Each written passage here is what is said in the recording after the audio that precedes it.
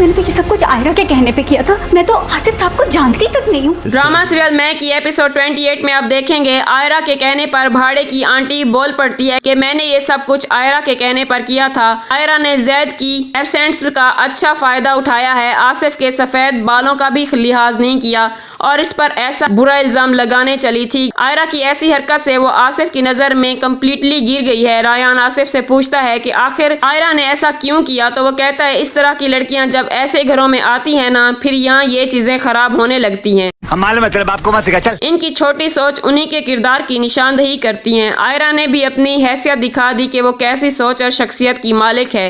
जैद और Mubashra out of country होते हैं। मुबशरा जैद के करीब होने की कोशिशों में लगी होती है। वो जैद के दिल में अपना घर बनाने की कोशिश करती है। जैद से मुबशरा कहती है कुछ चीजें बेवजह होती हैं, तो जैद उसे कहता है ख्वामखा होने वाली चीजें दिल का बोझ बढ़ा देती हैं। तो वो जैद के करीब आकर बैठती है और उसे कहती है तुम्हारी मोहब्बत हक है मेरा। सही कह रही है, बीवियां दो हों या चार, एक ही शौहर का सत्यानाश करके ही छोड़ती हैं और इसका भी मतलब यही है।